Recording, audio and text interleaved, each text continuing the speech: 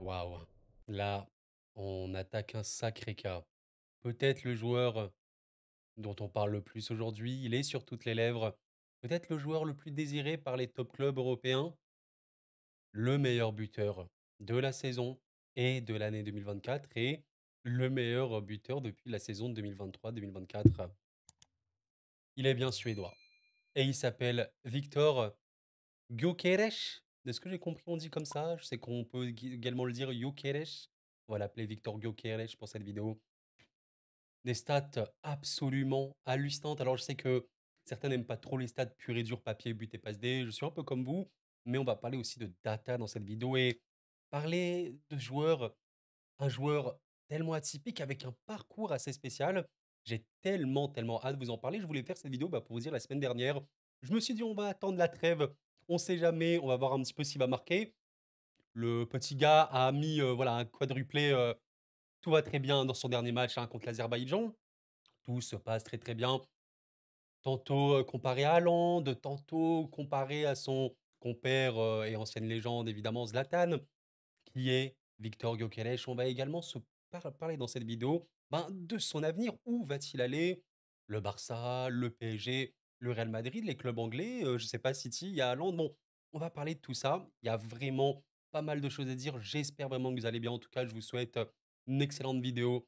Et on va parler donc de ce joueur qui est en train vraiment de choquer le monde du football. Et même si, voilà, je le dis souvent dans mes vidéos, les buts et les passes D, c'est pas tout ce qui compte. Là, on va déjà, dans un premier temps, parler de ça pour réaliser à quel point ça n'a aucun sens. Voilà, ça n'a vraiment aucun sens, les stats qu'il est en train de produire. Déjà, voilà, il faut le dire pour commencer, Gyökeres, c'est un joueur qui, en 24 matchs depuis le début de saison, on rappelle que la saison commence en août, on est bien d'accord, hein. Il a marqué 32 buts. 32, enfin, il y a des joueurs dans leur carrière, sur une saison, ils ne marquent pas 20 buts. Il en a mis 32 en août, septembre, octobre, novembre. Et le mois de novembre n'est pas terminé alors je m'exprime. Cette passe décisive, alors voilà, les passes D, c'est une des stats les plus inutiles du monde du football. J'ai déjà expliqué pourquoi dans quelques-unes de mes vidéos, mais pourquoi? Parce qu'une passe D, par exemple, tu fais une passe au milieu de terrain à 50 mètres et le joueur, imagine c'est Messi, dribble tout le monde et il met le ballon en pleine lucarne, on va dire que c'est une passe décisive, alors que la passe, c'est une micro-passe latérale d'un mètre, vous comprenez l'idée. Mais voilà, on peut noter la passe D, ça serait intéressant d'analyser un petit peu son côté passe, justement. Donc voilà, c'est une contribution de 39 buts en 24 matchs. Évidemment, c'est le joueur le plus décisif d'Europe. On peut même regarder sur MaxiFoot, très bon site que j'utilise maintenant depuis des années, pour regarder un petit peu les buts sur les saisons, etc. Eh ben oui, Gyökeres est également premier, voilà, avec le meilleur ratio, hein, en tout cas, parmi les joueurs qui ont mis plus de 10 buts. Voilà, un but toutes les 65 minutes. Si on regarde depuis la saison 23-24, il est également premier devant Kane, devant Haaland, même devant Kylian Mbappé qui a pas beaucoup marqué, sur cette saison. Maintenant oui, il faut le dire, c'est vrai et ce sera le premier contre-argument vis-à-vis de la hype Gyökeres, Koro, il faut se calmer et cetera. Quel est l'argument? Il joue au Portugal, il joue au Sporting et oui, c'est pas la première ligue, on est d'accord et c'est pour ça qu'on va s'intéresser à son parcours qui est vraiment intéressant. D'ailleurs, je rappelle juste un truc, je suis parti voir un petit peu le coefficient, UEFA. Alors oui, la première ligue, l'Angleterre est très loin. Alors je sais pas si ça compte que l'APL, je pense. Je sais pas si ça compte la Ligue 2, enfin les championnats de D2 et tout. L'Angleterre est largement en avant, il y a l'Italie, il y a l'Espagne et l'Allemagne, il y a quand même, voilà, un écart assez conséquent avec la France. Le Portugal arrive 7e. Mais voilà, c'est assez serré vis-à-vis des Pays-Bas et de la France. Je ne saurais pas vous dire à quel point le championnat portugais est relevé. Je ne suis pas du tout un spécialiste, les gens en parleront beaucoup mieux que moi. Je pense que c'est un bon championnat. Enfin, en Europe, voilà, il y a clairement des championnats un peu en dessous.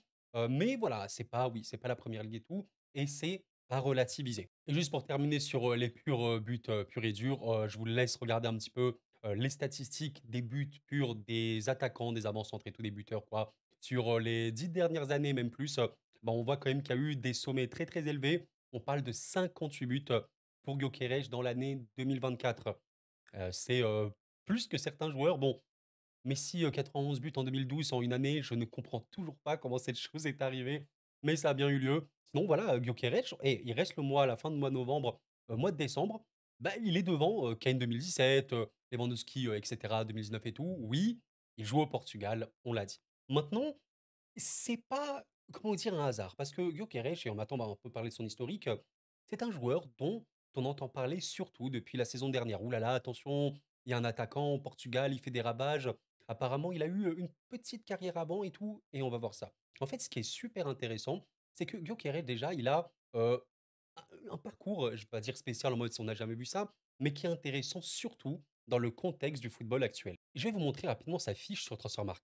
Il est coté à 70 millions. Évidemment, c'est beaucoup. Il a eu une très, très forte explosion, on va voir ça juste après et le joueur, on peut le voir, il est né le 4 juin 98. Il a 26 ans. Il a 26 ans, bientôt 26 ans et 6 mois, 26 ans et demi. C'est pas jeune. Enfin, c'est jeune, bien sûr, dans le football. Surtout maintenant, on peut jouer jusqu'à 35 ans avec un niveau de fou. Mais c'est pas 18 ans, c'est pas 20 ans. Et c'est ça qui est super particulier avec le joueur. Il a, entre guillemets, eu une éclosion tardive.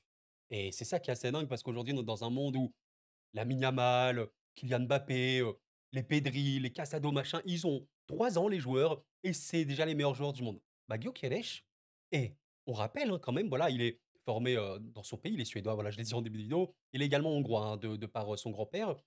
Ok, petite saison en Suède, RAS. Hein. Vous rappelle qu'à ce moment-là, je vais essayer de vous trouver ça. Regardez la cote qu'il avait, bah, cote inexistante, hein, voilà, 500 000 euros.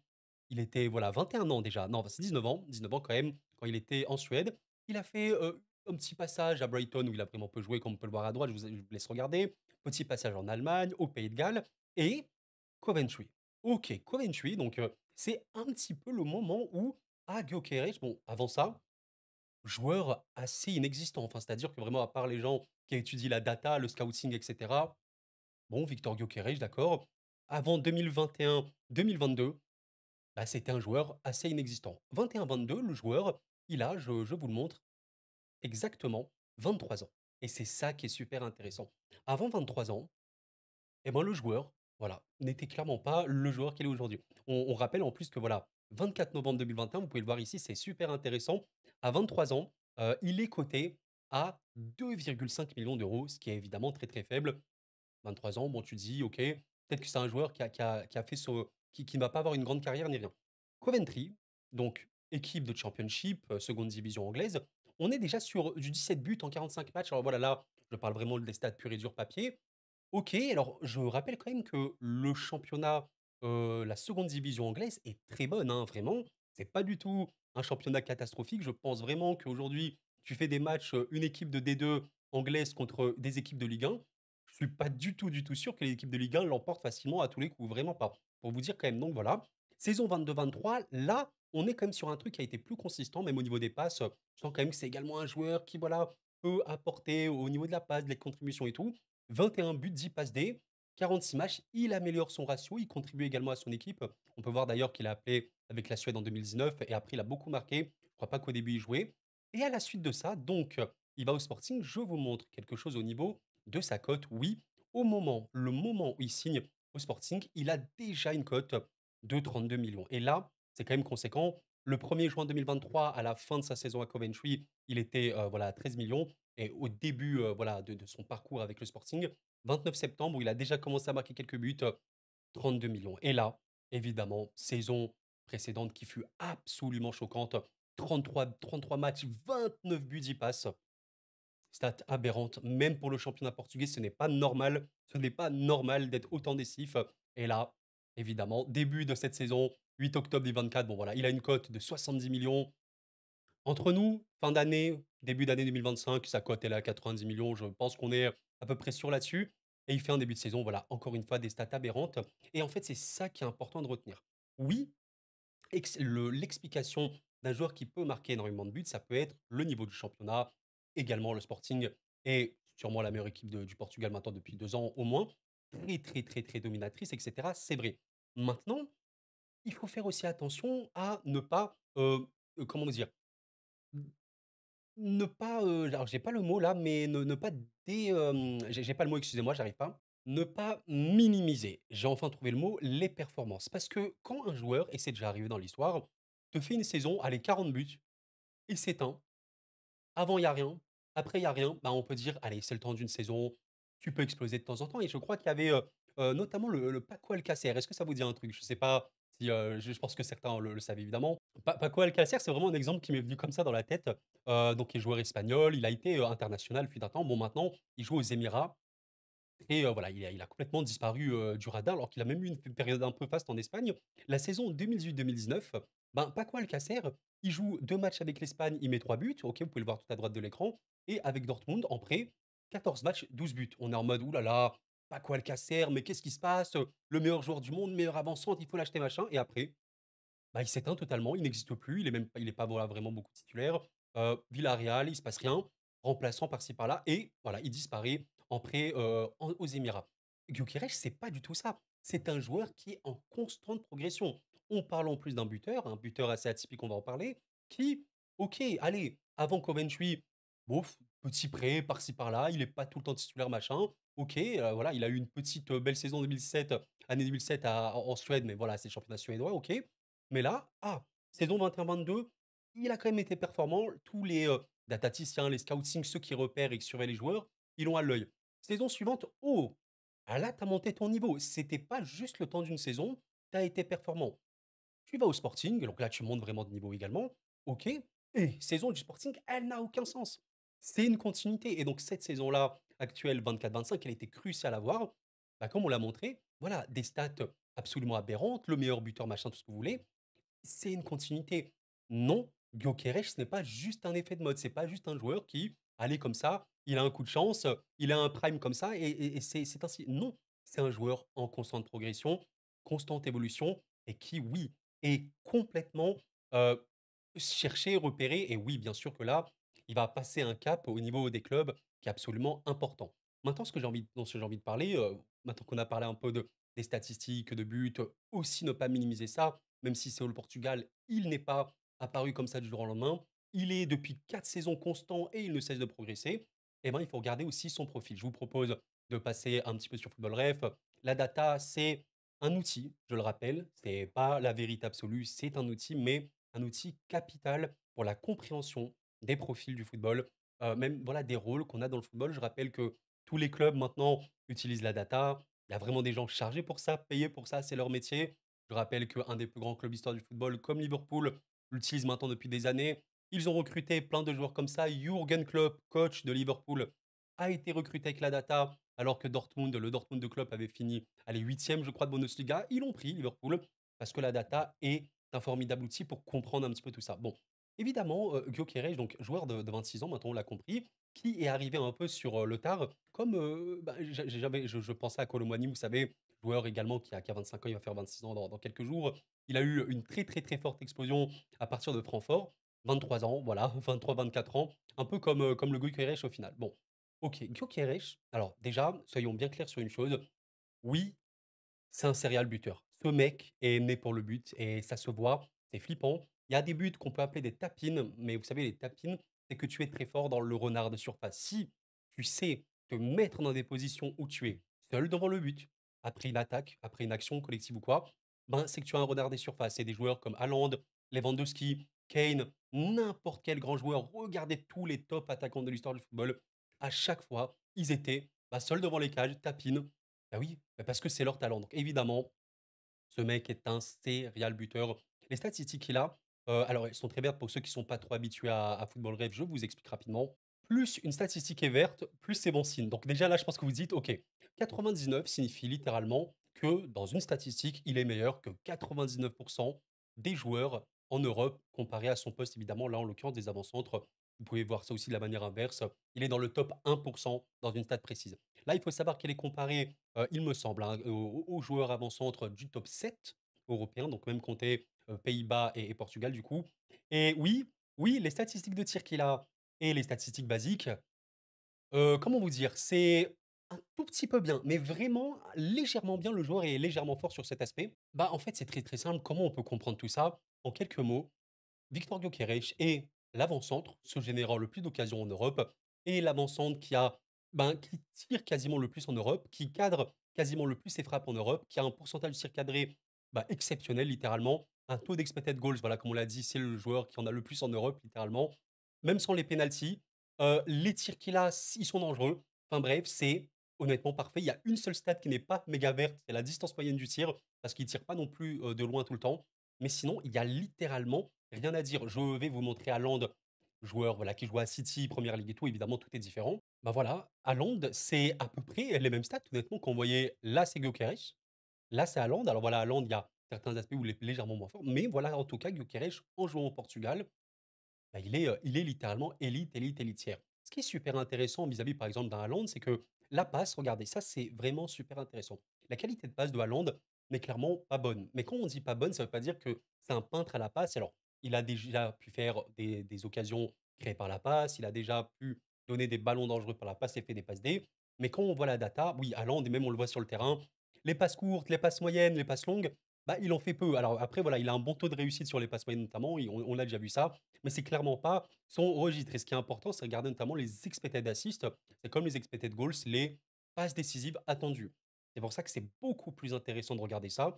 Parfois, vous pouvez faire une passe exceptionnelle, mais bah, le buteur ou l'attaquant, je sais pas quoi, ne marque pas. Et ben, ce ne sera pas considéré comme un assist, comme une passe décisive. Alors que bah, ça aurait pu être parce que la passe était exceptionnelle. L'expected assist est là pour ça. On voit qu'à Londres, bon, c'est pas 0, 32, c'est pas si fou. Bah, Gyökeres, bah, c'est pas le cas. Alors, il a une passe moyenne et une passe longue qui honnêtement n'est pas bonne, hein. Voilà, il faut le dire, même très, très, très mauvaise. On voit que c'est clairement pas le joueur qui tente le plus de passes longues et le passe moyenne. Voilà, il est clairement, mauvais là-dessus. Il a un taux de réussite très, très faible. Mais la passe courte et c'est ça qui est super intéressant avec lui, il en tente énormément, comme on peut le voir, passe tentée 92 centiles, c'est énorme, mais il est réussi également beaucoup, il a un peu de déchets. Oui, Gyökeres, il fait énormément, mais vraiment énormément en phase, par exemple, de compte, de transition, même de construction, des passes en une touche, il décale sur un côté et il se projette ensuite, typique renard de surface, et il les réussit plutôt bien. Il a une grosse, grosse, grosse capacité à faire ça. Et ce qui est intéressant, c'est de regarder ici les expected assists. Pas des célébrations attendues. Là, pour le coup, il est dans l'élite absolue Europe. Et ça indique quand même quelque chose de très, très important. On remarque également ça, hein, les passes dans la surface de réparation. Il est évidemment fort là-dessus. Je regardais, vous savez, un petit peu les stats sur l'équipe du Sporting pour regarder un petit peu voilà, bah, le tout. Je vous laisse regarder, évidemment, faire poster la vidéo si ça vous intéresse. Les XG d'ailleurs, ce qui est très, très intéressant. Regardez les deux autres joueurs du classement du Sporting. Regardez le taux d'XG de Gyökeres, ça n'a absolument aucun sens. Il est, il est dans un autre monde. Et ce que je voulais regarder, bah, c'était notamment les occasions créées. Et oui, regardez un petit peu, Gyökeres est troisième de l'équipe, alors que c'est un avançant, c'est un buteur. Et pourtant, c'est le troisième joueur du Sporting ayant créé le plus d'occasions. Franchement, c'est assez dingue de dire ça. Les grosses occasions, alors ce qu'on appelle les grosses occasions, c'est vraiment, et tu sens que c'est vraiment franc, je pourrais pas vous l'expliquer avec des termes techniques. Grande chance créée, eh ben, il est dans le top 4, il en a fait 4. C'est énorme, vraiment, j'insiste, c'est énorme. C'est très, très atypique comme, comme joueur. Et en plus de ça, parce qu'il y a un peu la surprise du chef, eh bien, c'est un joueur qui aime énormément dribbler et qui arrive à vraiment, vraiment beaucoup dribbler. Alors, je vous montre ici, je fais de rêve, ça peut ne pas être le plus pertinent parce que voilà, il y a des stats, parfois les dribbles réussis sont comptés alors que ça devrait pas l'être. Enfin bref, c'est un peu compliqué, mais ne vous inquiétez pas, l'impression visuelle, elle est là. C'est un avant-centre qui est grand, j'ai oublié de le dire, mais 1,87 m, c'est à peu près comme Haaland qui fait 1,91 m, qui, on l'a compris, est un tueur devant les buts, énorme présence de la surface, etc.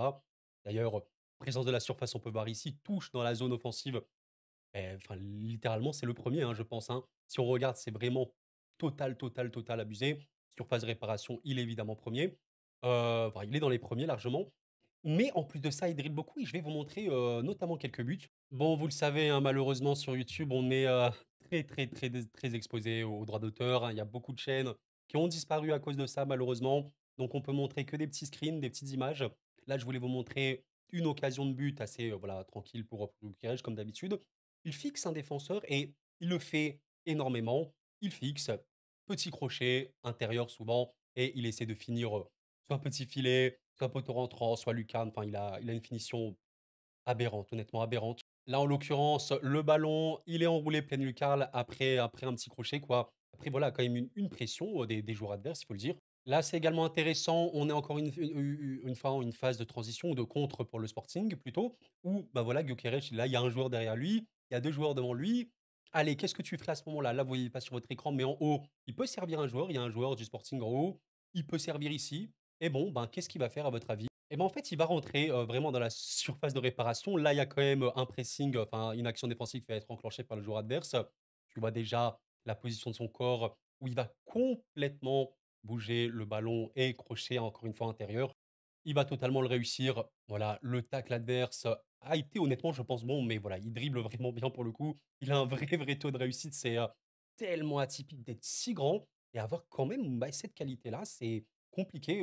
Quand t'es grand, généralement, tu peux être un peu tracteur, entre guillemets, voilà, pas très simple. Et lui, ben, il arrive vraiment pas mal à faire ça. Et bon, ben voilà, après, après avoir fait cette action-là, ben voilà, tous les joueurs adverses sont dans le vent. Maintenant, je vous laisse imaginer un joueur comme Gyökeres, un buteur, comme ça, vers le point de pénalty, devant le gardien. Je pense que ça finit but et bien évidemment que ça termine au fond. Et je peux vous montrer également cette action qui est super intéressante pour vous montrer à quel point il peut vraiment marquer à tout moment. Là, il est quand même dans une phase où c'est compliqué. Il y a une récupération du ballon.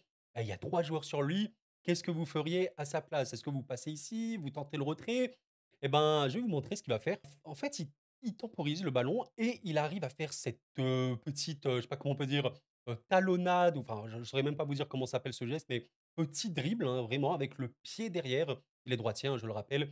Pied derrière, il arrive complètement à mettre dans le vent bah, toute la défense adverse. Et rien qu'avec ce dribble, il se met dans une position où, honnêtement, pour la plupart des joueurs, c'est compliqué hein, même de marquer dans ce genre de situation. On rappelle que quand tu es excentré, arrive à avoir une finition, bah, c'est dur, honnêtement. Mais lui, il a réussi à mettre dans le vent les joueurs adverses et il va tirer. Et le ballon finit, petit filet, le nombre de petits filets qu'il a mis, le nombre de poteau rentrant, ce n'est pas un hasard, c'est juste, bah, voilà, tu as l'instinct du buteur. Je pense que voilà, avec les 3 buts que je vous ai montrés, vous comprenez à quel point, en fait, c'est un joueur qui peut avoir peu de ballons, honnêtement, il peut, mais il a une telle capacité à être dangereux avec son dribble et on l'a pas évoqué, je peux pas le montrer avec de la data, mais il est très, très physique au duel. Enfin, c'est un joueur qui n'hésite pas à y aller, qui n'hésite pas à bouger l'adversaire et beh, parfois, voilà, même en cas d'un petit pressing, récupération, ça arrivait contre l'Azerbaïdjan d'ailleurs hier, à tout moment, c'est bon, il va faire son action tout seul et il va marquer comme, il peut le faire, bah, voilà, depuis qu'il est au Sporting et même avant. Je vous montre ce petit, graphique par Datascout, je vous laisse lire un petit peu. C'est une machine à but. Voilà, alors ça, c'était le Gyökeres de la saison dernière, ça, c'est le Gyökeres actuellement. C'est une machine à but, c'est une machine à dribble, c'est un joueur très physique et voilà, honnêtement, la vidéo, elle est déjà vraiment assez longue, je pense. Je pourrais parler vraiment longtemps et développer encore longtemps beaucoup d'aspects. Je pense que si on doit évoquer quand même les points négatifs du joueur, parce qu'aucun joueur n'est infaillible, il en a. C'est pas un joueur qui défend, très honnêtement. Alors, Football Ref n'est clairement pas le meilleur site pour regarder ça, mais l'activité, on peut l'avoir ici. Il ne défend pas, hein, sincèrement. Enfin, il défend pas. Il peut faire quelques retours ou quoi, mais très, très, très léger. Rien que si on voit un petit peu les touches, voilà, dans la zone défensive, il n'y en a pas. Zone, milieu de terrain, il y en a vraiment peu. Non, c'est vraiment un joueur qui est haut sur le terrain et qui ne va pas dire: «Attends le ballon», parce qu'il décroche beaucoup. C'est quand même un joueur qui sait décrocher pour, mettre en remise et cetera. Mais voilà, il défend pas. Qu'est-ce qu'on pourrait trouver d'autre, comme défaut du joueur? Ben, on peut quand même le dire, à part sa passe courte qui honnêtement peut être super intéressante, ne t'attends pas à ce qu'il ait, voilà, beaucoup de passes moyennes. Je rappelle les passes moyennes, c'est, 15 et 30 mètres et les passes longues, c'est évidemment plus de 30 mètres. Non, c'est pas vraiment ça. C'est vraiment un joueur de dernier tiers du terrain, de surface. C'est un vrai buteur avec cette qualité de dribble. Je pense qu'on peut également dire que c'est, pas un joueur qui est, allez, j'allais dire à l'aise dans les airs et avec son pied gauche parce qu'il est droitier. C'est alors il marque du pied gauche, ça peut être un peu compliqué, les contrôles, même quand il veut dribbler avec ça. La tête, il a marqué des buts de la tête, c'est pas Haaland. Haaland, Kane, Lewandowski, surtout voilà Kane et tout, sont vraiment, vraiment supérieurs de la tête sur, ce registre-là. Il y a pas de doute. Mais à part ça, est-ce que je vois d'autres, points négatifs? Comme ça, j'en ai pas trop, c'est qu'il prouve quand même que oui, c'est un joueur extrêmement, complet, on va dire, dans son rôle. Maintenant, ce qui va être intéressant, c'est dans quel club il va aller. Et je sais que beaucoup, beaucoup, beaucoup, beaucoup, beaucoup de supporters du PSG, on va parler du Barça, du Real, des clubs anglais notamment, le veulent au PSG. Maintenant, je vous mens pas, c'est pour ça qu'on dit: «Il y a pas de mauvais joueurs, il y a des mauvais contextes». Kolo on est d'accord pour dire que c'est un échec au PSG. C'est un échec au PSG parce que le profil du joueur, factuellement, n'est pas compatible avec le jeu de Luis Enrique, qui est ce qu'on appelle un jeu de possession haute, attaque placée, attaque de construction. Des phases qui peuvent durer 2 minutes, 3 minutes parfois. Ce n'est pas un joueur comme ça. Gyökeres, ben, c'est pas totalement un joueur de transition, mais quand même pas mal. Je vous montre un petit peu les petites analyses de Datafoot, qui a très bien vu et ça se voit, hein, quand vous regardez les matchs de Gyökeres. Il a vu tous les buts de sa saison dernière et voilà comment ont été marqués ceux dans le jeu. 59 en attaque directe et 41 en attaque patiente. Bah, c'est très simple. Oui, il y a 6 buts sur 10 pour Gyökeres qui a été fait à la suite d'une récupération et d'une transition. ou même en cas de contre, et cetera. Voilà, attaque directe, on parle de contre-attaque ou transition amenant l'équipe de la surface en 5-6 passes maximum. Oui, Gyökeres, ben, au PSG qui est très, très haut sur le terrain, 70 de possession, il sera pas le plus pertinent, à part s'il améliore vraiment son jeu de ce jeu de tête. Voilà, c'est une vérité et il faut vraiment l'avoir en tête. On va parler évidemment de certains clubs qui pourraient, être intéressés. Les types de buts, 53 renard des surfaces, ça peut être cool vis-à-vis du PSG parce qu'on a quand même au PSG, on le voit, des occasions où, bah, je sais pas, tu as un ailier ou même, voilà, un joueur qui fait une passe, passe ras de terre ou un centre et bah, tu personne pour couper le ballon. Et là, tu te dis: «Oh là là, s'il y avait un avant-centre, s'il y avait un avant-centre». Pour le coup, la majorité de ses buts, c'est quand même en tant que renard des surfaces, 33 d'appel aux profondeurs. Au PSG, bah, tu pas forcément beaucoup ça, hein, vu que c'est, de l'attaque placée, construite et tout et 14 en tant que soliste. À noter qu'il dribble au moins un adversaire sur 20 des buts inscrits dans le jeu. Ce qui est hors norme, hein, vous l'avez compris, c'est un dribbleur fou et un buteur fou. Donc, pour conclure un petit peu, sur tout ça, il faut être honnête. Est-ce que le joueur mérite sa réputation? Est-ce que le joueur est surcoté? Est-ce que le joueur machin et cetera? Je vous donne mon avis très, très clair.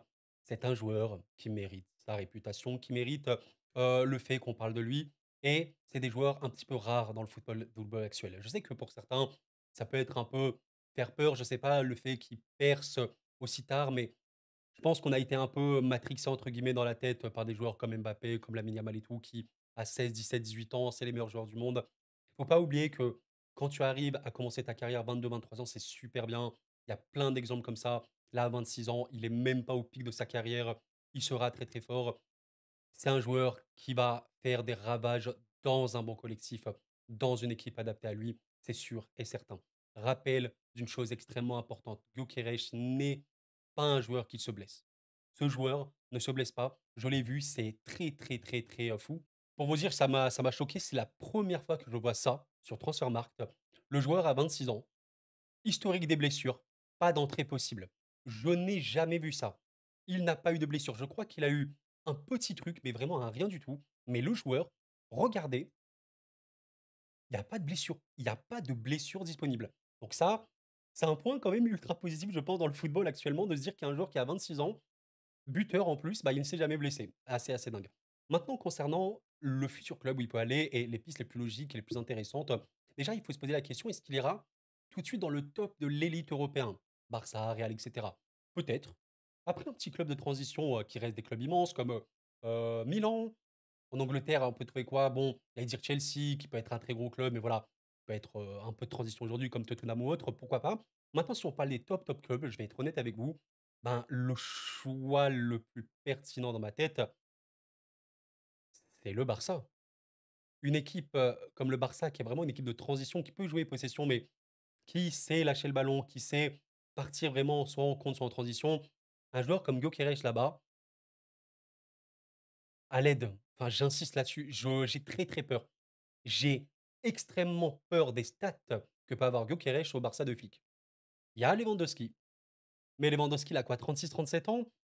Je pense pas qu'il va durer encore 10 ans, vous voyez ce que je veux dire? Et préparer l'après Lewandowski en mettant Gyökeres, c'est exceptionnel, forcément. Est-ce qu'il y a des contre-indications pour aller au Barça? Pour moi, il y en a aucune. Est-ce qu'ils pourront l'acheter? Ça, c'est une autre question, forcément. Le Real Madrid, moi, je pense que oui, mais le Real Madrid, pour moi, il y a plusieurs problèmes. On connaît pas trop le jeu pratiqué par Ancelotti. Qu'est-ce que ça va donner? Est-ce que, voilà, ça peut vraiment fonctionner avec lui? Forcément, je pense que oui, parce que le Real arrive à beaucoup marquer en transition. On l'a vu notamment avec Vinicius rien que cette saison. Maintenant, il y a un autre problème au niveau de l'animation globale de l'équipe, hein. Vinicius, Kylian Mbappé, forcément, c'est des joueurs très à gauche, très ailier gauche, donc ça peut se marcher sur les pieds. Gyökeres, c'est en plus un joueur qui a enfin, vraiment fait peu d'efforts au niveau de l'intensité défensive. Ça peut être beaucoup trop déséquilibré. Mais OK, le Real, pourquoi pas? Pour moi, ça reste quand même le Barça, le choix numéro un. Liverpool, un peu comme le Barça, ça me paraît très, très, très pertinent. Bon, voilà, Liverpool, équipe également en transition. City, le problème, c'est qu'il y a Haaland. Maintenant, Haaland, ouais, non, en vrai, le problème, c'est qu'avoir Haaland et Gyökeres dans une même équipe, ça me paraît fou. Enfin, il y en a un qui va être sur le banc, quoi. Et ça me paraît un peu problématique. Qu'est-ce qu'on a d'autre? Arsenal. Arsenal, ça peut être cool. Parce qu'ils ont pas de gros buteurs, un peu comme le PSG, mais enfin, le PSG a Gonzalo Ramos, on va en parler à la fin. Mais le problème d'Arsenal, si vous voulez, c'est que c'est un peu comme le PSG, c'est une équipe de possession, attaque placée, patience et tout. Je sais pas, il y a la pertinence d'aller chercher un vrai buteur qu'ils ont pas pour le coup, mais le jeu, je pense pas lui colle au mieux. Et le Paris Saint-Germain, forcément, les amis, je vais être honnête, hein, j'ai pas je peux parler du Bayern rapidement. Le Bayern, ça paraît OK, mais je ne parle pas parce que pour moi, Kane, il a encore des très, très belles années devant lui et le Kane est très, très bien pour le Bayern. Maintenant, le PSG, je suis curieux, mais disons que demain, alors je prends un exemple, moi je suis supporter parisien. Demain, Gyökeres signe, je suis extrêmement heureux. Je fais une vidéo: «Oh là là, c'est incroyable, machin et tout». Maintenant, avec le froid, le recul, je suis en mode: «Est-ce qu'on va vraiment pouvoir l'exploiter au mieux?» Est-ce que Gyökeres dans des situations où il a 70 de possession, il peut briller? Je pense qu'il peut briller, je pense qu'il peut marquer et factuellement, il serait le meilleur buteur du PSG, mais je ne sais pas si on l'exploiterait au plein potentiel. Donc le PSG, oui, mais il sera pas exploité au max. Pour moi, c'est vraiment ça. Après, peut-être que le PSG changerait un petit peu de jeu. Bon, Luis Enrique, il a pas l'air, vraiment de vouloir, il a pas il a on dirait pas qu'il veut faire ça plutôt. On verra bien, mais ouais, le PSG pour moi, il y a aussi le problème un peu Gonzalo Ramos, Kolo Muani, bon, Kolo, c'est un peu une erreur de casting au vu du jeu, hein, voilà, il est clairement pas fait pour une attaque, de jeu de possession comme ça. Gonzalo Ramos, on n'a pas pu trop voir, il a quand même pu marquer. Il a quand même eu des ratios intéressants. Enfin, je pense vraiment que Gonzalo Ramos, il a un ratio très, très, très, très bon en Europe au niveau des minutes jouées, buts marqués, donc pourquoi pas? Donc voilà, si tu ramènes Gyökeres, c'est un peu bizarre et d'un point de vue très neutre, Gyökeres au PSG, je suis curieux, mais c'est pour moi pas la meilleure piste pour le PSG et pour lui. Gyökeres au Barça, Gyökeres à Liverpool, ouais, clairement, ouais, énormément. Gyökeres au Bayern, oui, sur le papier, mais il y a Kane. Voilà, pour moi, c'est vraiment ça. Bien, mes chers amis, c'est la fin de cette énorme vidéo sur Gyökeres, très, très, très longue. Je voulais la faire complète. Je pense que j'étais un petit peu vite sur certains aspects, mine de rien. On aurait pu en parler encore une heure. Très, très heureux de faire ce genre de vidéo. Et en vrai, je pense que je vais lancer une petite série, voilà, dans les moments un peu de trou, etc. On parlera comme ça des joueurs, petit focus sur certains joueurs. En vrai, n'hésitez pas à proposer des noms. J'ai une liste quand même, j'ai plusieurs choses dans mon bloc-notes et tout. Faut trouver aussi le temps, la structure pour faire toutes ces vidéos-là, bien évidemment. Mais voilà, c'est un joueur de fou. On va encore en parler beaucoup en espérant qu'il se blesse pas, en espérant qu'il reste sérieux comme il est. C'est un serial buteur, un dribbleur fou. Il tente énormément. Il est voilà, très, très, très, très impactant sur un terrain. Il est clutch, qu'on appelle voilà, en anglais. C'est un joueur clutch. On verra où il va aller, mais en fonction d'où il peut aller, ça peut être absolument choquant. Moi, en l'imaginant au Barça, je suis flippé. Honnêtement, je suis dans un état de flip extrême. Bref, n'hésitez pas à laisser un petit like sur cette vidéo, encore une fois. Qu'est-ce qu'on pensait du joueur? N'hésitez pas à me proposer d'autres noms. Et d'ici là, je vous souhaite une excellente journée, excellente soirée. Prenez soin de vous, c'était Koro. Et la paix sur vous.